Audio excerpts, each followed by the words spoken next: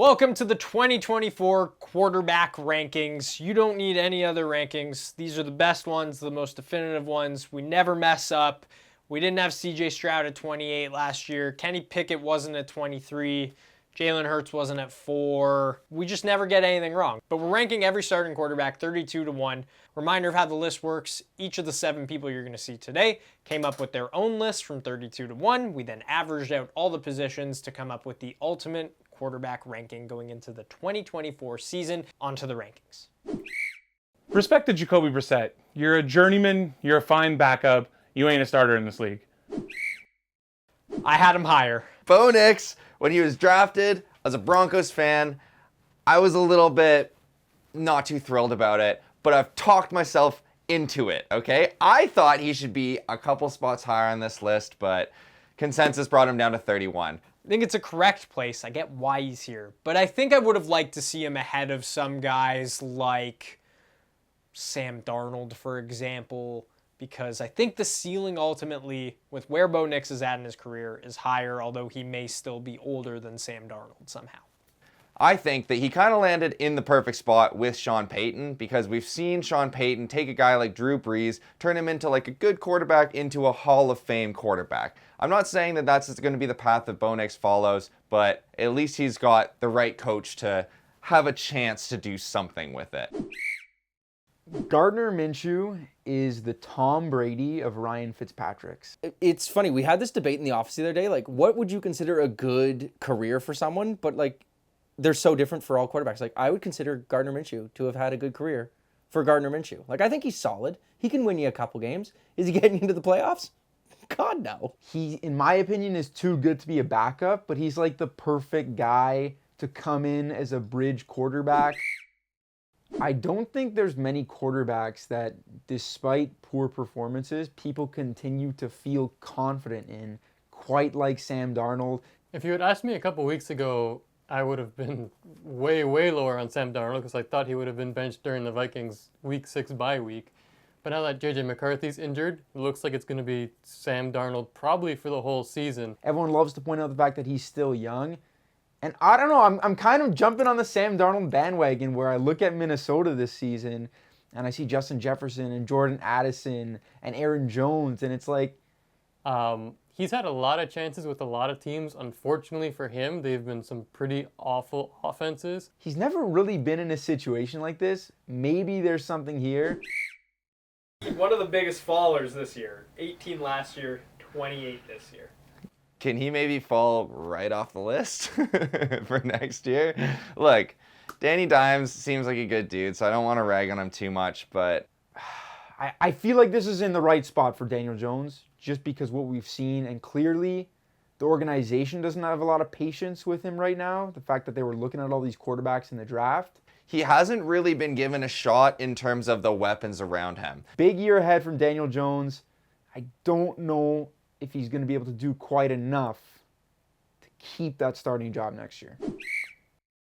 You have to feel pretty rough about Bryce Young after his rookie season. But I honestly don't think it's over for him. I think a lot of people are being really difficult. I think this is the one that, if I'm going to project in the future, this is the one we're going to look back on and be like, you know what? That was a little too low for Bryce Young. I think there's a world in which the Carolina Panthers and Dave Canales coming in. The good news for him is they brought in someone who has revived a lot of quarterbacks' careers to be their new head coach in Dave Canales. Everything the Panthers have done to insulate Bryce Young and give him the best opportunity to succeed as the #1 overall pick. I respect what they've done. I think it's going to work and help Bryce Young maybe even get into the top 20. And that's a bold statement, but I think he is talented enough, and now that they have actual NFL receivers and offensive linemen blocking for him, and seemingly just a game plan to identify his strengths and play to those strengths, I'm excited to see what Bryce Young has for year 2. I mean, we saw it with Geno Smith, we saw it with Baker Mayfield, and now he'll have a chance to do it with Bryce Young too, and really get him to develop over the next couple seasons. What's not to love about Will Levis? The Mayo, the big plays. Honestly, man, I thought Levis could have been a bit higher. He's a super intriguing guy to me this year. The reckless way in which he plays, I could see himself getting hurt, but it wouldn't shock me if next year we're doing this video and Levis is like creeping around that like top 15 range. He's a dude who I can see with an upward trajectory. He's also a dude who I could see out of the league in 2 years. Jaden Daniels is great. I'm really excited for him in Washington. I think that Cliff Kingsbury and that offense has a chance to be really creative. I know Caleb Williams, everyone's going to talk about the weapons he has. I think Jaden Daniels has really good weapons too. I'm very, very intrigued by the talent, though. The athleticism. He's got one of the best deep balls that I think of a prospect has seen. I think as a collective, we've done a really good job of pushing veteran quarterbacks down with a ceiling we know already, and we push them down the list because the potential of a rookie far outweighs what we already know about some of these guys like Daniel Jones. Like, there is no world in which I am ever going to pick Daniel Jones over Jaden Daniels right this moment. This one hurts the heart a little bit. Had him at 16 last year. All right, coming in at 24 is Russell Wilson, and as a Broncos fan, he has emotionally hurt me a few times. Russ was back. Russ was cooking. Russ with Sean Payton, nothing could go wrong, and it somehow got worse. But in all honesty, like, I don't know how you can put him in the same category as like a guy like Derek Carr, who's probably just ahead of him on this list. Like, I think he needs to go even farther down this list to like Daniel Jones territory, because I sat through and watched every damn game that Russell Wilson played last year, and he is beyond saving. I don't know how Mike Tomlin and Arthur Smith are going to save this guy. Derek Carr's starting? You mean Taysom Hill? Put my guy in there. Derek Carr can sling it, but like after that, that's it. Like, he's getting a little older. I think he's going to start to ride off into the sunset. Coming in at 23, I think that's exactly where he belongs. He's sort of at the point in his career where I can't really see it anymore. I can't really see him leading a team to a Super Bowl. They're tossing in Taysom Hill to take passes from time to time, so, I mean, if you're doing that, then you maybe don't believe in your quarterback enough. It's crazy that this guy has fallen to number 22. Next year, he'll be down from 22 to off this list. Ever since he came back from suspension, ever since he's been in a Cleveland Browns uniform, he just has looked like a shell of himself. Probably the worst contract in all of sports. But like, would it shock people if he had a bounce back year? It's just weird that it all disappeared. All the greatness. Where did all that go? Baker's got to have had the weirdest career a quarterback I can remember. Like, he's good, he sucks, he's good, he sucks, he sucks, he sucks, he's good. Like, what is going on with this guy? I think Baker has shown that in the right system, he can succeed in the NFL. He's taken teams to the playoffs multiple times. He does have playoff wins under his belt. I think this is probably the most high variant guy on this list. I am just enamored by this guy. He is a physical freak. What did he play, like 12 quarters last year? Seeing what Shane Steichen was able to do with Gardner Minshew as the quarterback and how quickly he was able to adjust that situation when Richardson went down gives me so much hope for what he has planned for Richardson and this offense. And you add in Adonai Mitchell, you add in another season of Jonathan Taylor, Michael Pittman, Josh Downs. This group is really, really strong. We're going to look back at Richardson being at 20 and be like, you know what, we missed on him. We should have had him in like the 15 to 10 range because he's going to be better as a passer than we all think. And I think he is going to be a dynamic runner that's going to lead to like Cam Newton-esque numbers. I get the hype. He's big, he's fast, he got a strong ass arm. But like, what are we basing all of this on? When this guy came out of the draft, people said it's a bit of a project. There was the Josh Allen comps, and it was going to take some time. He didn't even play last year. He played like 3 games, and then he got hurt. A few years ago, if you said that Geno Smith was coming in at 19, you'd probably be like, well, that's way too high. But this is flat out disrespect to Geno Smith, and this is a person that I flat out disrespected in last year's quarterback video, and I am dead wrong. I don't know. I know Heinz like a massive Geno lover. I'm kind of the opposite. Like, I don't really care. Like, I think Geno's in a good spot. I know we all wrote him off and he didn't write back. I think it's time to write back. Geno Smith was really good. You look at the advanced numbers with his downfield passing. He's top 3 in the league in the balls that I think it was balls that travel air yards over 20 or more. He's top 3. Geno's got great weapons. They're an interesting team this year with a new coach. I like Geno, and I think we've disrespected him by putting him at number 19. I think that the clock kind of struck midnight and he turned back into a pumpkin last year. Let's not forget that he's been around for a long time. He was drafted in 2013, and before he started with the Seahawks, he had more interceptions in his career than touchdowns. This has got to be the highest we've ever ranked a rookie quarterback. Caleb Williams is in such a unique situation where, one, he's probably the most highly touted prospect we've seen since Andrew Luck. And when you couple that with the fact that this is the best situation a number one pick has walked into, maybe in NFL history, a trio of receivers of DJ Moore, Keenan Allen, and Rome Odunze. They are doing everything possible to have this first overall pick succeed as their franchise quarterback. We probably underrate the little things that he does well as far as playing the quarterback position, being a processor, getting the ball out quickly, knowing where to go with the football. He's got all that in his bag, and then something in his bag that maybe only one or two other quarterbacks in this league can do. I think it's only a matter of time before this guy is in the top 10 and sniffing that range, and it could be as soon as after this season is over. I think Caleb Williams can be a great quarterback in the NFL, but I don't think it's going to happen right away. He has the weapons to get it done, and there's a real chance that he could become their first ever 4,000-yard passer, which is crazy to say. Kirk O'Chain. This is a tricky one. You're an old man now, Kirk. You're coming off an Achilles, which is arguably the hardest injury in sports to return from. I was going to say, this feels a little low for Kirk, someone who's been so consistent, who's continued to put up big numbers. I know he doesn't have any of the wins or big moments in his career to really back up any sort of legacy. But when I look at Kirk Cousins, I always think he's an above average starter who can win you 8-9 games and bring you into the playoffs. Kyler Murray is a very interesting player coming into this season. Kyler has a lot of height to live up to. That was a short joke. I just think he's going to have a good year. And I don't know, like, there's no evidence to suggest that, like, Kyler Murray should probably be ahead of guys like Kirk Cousins at the moment. I think he's got the weapons. He just needs to put the pieces together. As long as he can see over that offensive line, I think Kyler will have a good season. At the highest of highs, Kyler Murray looks like a top 5 guy.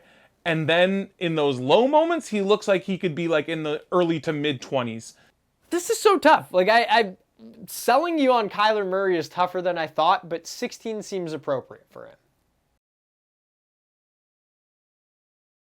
Yeah, Trevor Lawrence, I guess you could just say that he's been a disappointment thus far. And now we see Trevor Lawrence get this monster contract for doing what? Just because of how highly touted he was coming out of college, I think everyone was just very impatient in the sense that as soon as he did a couple good things, we were ready to crown him as this elite level quarterback. And yes, he's very good. And I think he has all the skills and tools to play at a very, very high level. We just haven't seen it at a consistent enough pace yet. I mean, if you ask me if he can get back into the top 10 next year, I think it's an easy yes.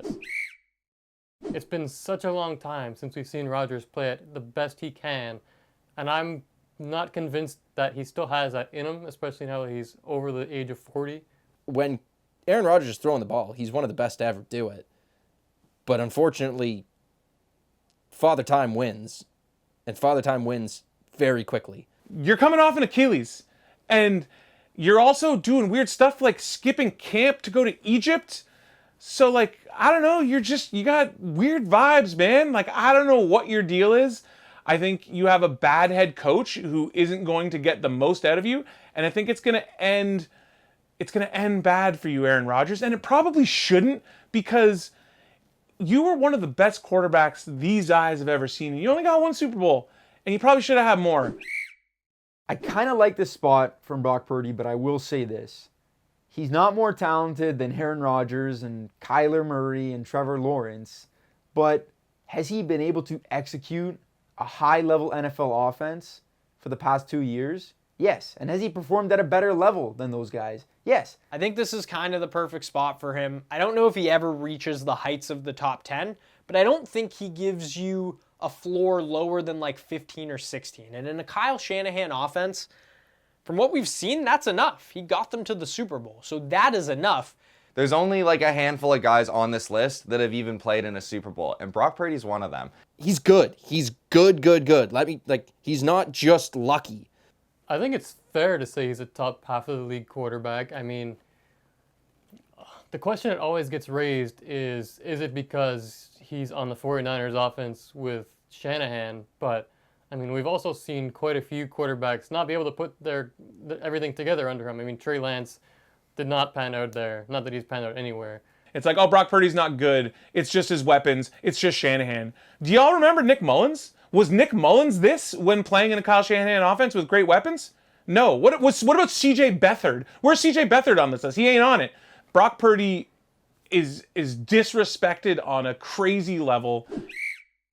Tua's good. Like, I think there was a couple years where we disrespected Tua a little bit. I am now going to completely contradict myself with what I just said about Brock Purdy. Tua's only good because of his weapons. Why is Tua going down on this quarterback list a year after he led the NFL in passing yards? To me, when I look at Tua, he is as elite as some of the top quarterbacks in the NFL at certain things. Are there areas for him to improve? Yes. But we got to have him in the top 10 after last year. Like, what are we doing over here? Look, it's hard to knock on a guy that gets it done within a system. You know, you play the hand that you're dealt, and that's what Jaylen Hurts does. But when it comes to his actual talent as a quarterback, there's a lot of guys I would put in front of him, and I think that he is the benefactor of a really good system. If you were to say last year when the Eagles were 10-1 and Jaylen Hurts was the MVP favorite that, oh, he's going to be your 11th ranked quarterback in the quarterback video next year, all of us would have said you're crazy. How is this guy not top 3, top 4, top 5? This whole Nick Sirianni, Jaylen Hurts thing is kind of getting into my head a little bit, and it scares me, especially with how bad they were to end the season. Jaylen Hurts also threw for like 400 yards in a Super Bowl, went toe-to-toe with Mahomes, and like he probably did outplay him, but just lost the game. Jaylen Hurts can be a top 5 quarterback. I just don't know if the relationship with Nick Sirianni is too damaged for him to get there this year. I think we all owe an apology to Jared Goff. And what has he done? He's made the Lions relevant.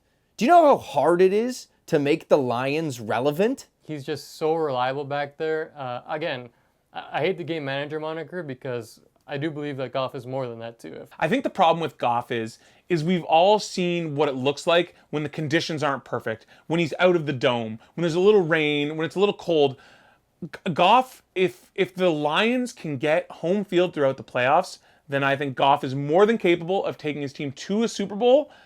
I still question Dan Campbell's ability to win big one-offs and a meltdown like we saw last year. But Goff has kind of done everything he's needed to do in that offense, and we probably should have had him maybe closer to 7 or 8.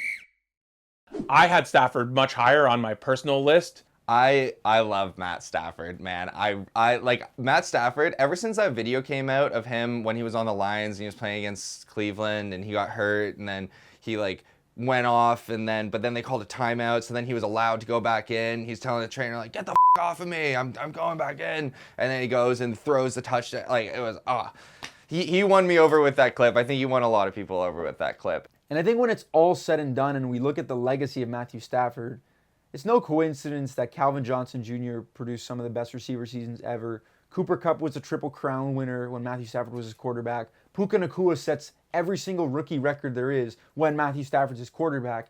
He's just an old-fashioned gunslinger that I think throughout his career hasn't gotten the love that he's deserved. Love having him in the top 10 here. If this list was different, it was like one quarterback to win you a game, I would have Matt Stafford in the top 5. Yeah, like, is 8 a little high for Dak? Yeah. Like, do I think he has the talent? Yes. Is he a great player? Yeah. But, like, man, Dak's, how does he constantly find ways to lose these playoff games? Dak loses these playoff games in impressive fashion. That scramble where he ran up, clock ran out, end of game. He sometimes throws boneheaded interceptions. There's a lot of ways that you can look at him and be like, Dak. I know the playoff success is going to get thrown in his face. I understand that. It's not a good look when year after year after year, in the biggest games and under the brightest lights, seemingly, you don't show up. I just think if like Dak Prescott is your quarterback, you have the chance to compete for a Super Bowl every single year. You will get to the playoffs every single year because what he can do as a quarterback, not many people can. And that's why despite the playoff shortcomings, he's still in our top 10 and he's still regarded as a guy that you give that money to because he elevates everyone on your team. Jordan Love, number 7. Me, Pac, and Matt went out on a limb and said if there was a quarterback that was going to reach the top 10 or be the biggest riser, roll the footage. It was Jordan Love. Now, number 7 is pretty crazy because I think probably people are going to allude to that the back half of the season was really good. That second half of the season, from week 11 into the Cowboys game, into the 49ers game, was unbelievable. The front half of the season was not good. Which Jordan Love are we going to get in year 2? He just looks so comfortable now, and that the change from week 1 to week 17 and into the playoffs is remarkable.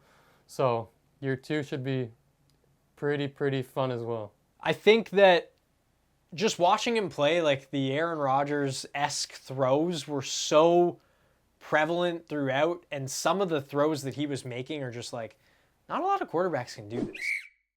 This was a really good player last year, arguably the greatest rookie season a quarterback has ever had.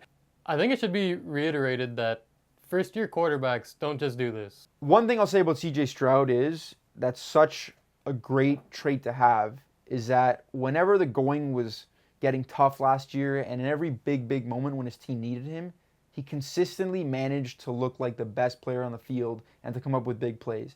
It's really hard to crack that top 5, but the guy literally showed us everything you'd want from a rookie quarterback and more last year. Like, this offense turned from a laughingstock to one of the best in the NFL, and it was because of CJ Stroud's ability. Yeah, Justin Herbert, it feels like the last couple years, the excitement around Herbert has been lowering and lowering. I'm really surprised that Justin Herbert stayed at 5. I think he's really good, but I think his reputation is a bit sketchy right now because he's living off of the legacy of what he did in his rookie season and what he did maybe in the year after, but the past couple years have just been, you've wanted to see more out of that entire team, quite frankly. I love Herbert. I think last year was just sort of a bogey year for him where kind of everything went wrong. But again, if you look at just the talent that this guy has, the arm talent, the velocity that he can throw a football is probably tops in the NFL. Lamar at 4, I think you can say is disrespectful. I am sick and tired of the double standard that we see when it comes to every quarterback in the NFL, and we talk about playoff success. I'm upset that there are 3 guys ahead of Lamar Jackson because I don't care about the playoff stuff that happens, okay? Do you know who has playoff success out of the top 10 quarterbacks on this list? 2 players have what you can call playoff success. One is Patrick Mahomes and one is Matthew Stafford. Joe Burrow, great player. We're just clawing on to this one Super Bowl appearance he has. When you know what happened to Jaylen Hurts after he made one Super Bowl? We kicked him out of the top 10. I think that he slides in at 4 because some of the other quarterbacks are a little bit more polished in the passing game. But Lamar Jackson, don't get me wrong, if I'm a defensive coordinator, I am circling that day on the calendar as a day that I don't want to show up to work. I get top 4 is like still impressive. I'm just questioning what the 2 people in front of Lamar has done. Look, I love Joe Burrow. I think he's great. I think he's the most accurate quarterback probably in football. When he is dialed in and distributing the football, I don't think anyone does it quite like Joe Burrow. Joe Burrow didn't have a great season last year. He also got injured. But I think if we're just looking at who the best quarterbacks are in the NFL, what he's achieved throughout his career, he's done enough at this point to maintain that number 3 spot. How long are we going to hold on to the fact that this guy went to the Super Bowl? As we've all discussed, Joe Burrow has been dining out on that Super Bowl appearance for a long time. But what people are forgetting is that this guy, before that, was deemed to be the most accurate passer in the NFL. He had taken the Bengals to the Super Bowl. He's got playoff success.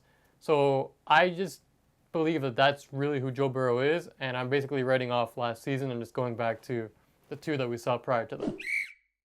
I hate Josh Allen. Like I've watched him destroy the Miami Dolphins so many times. Yeah, Josh Allen is probably the most talented quarterback in the NFL if you just look at everything that he can do.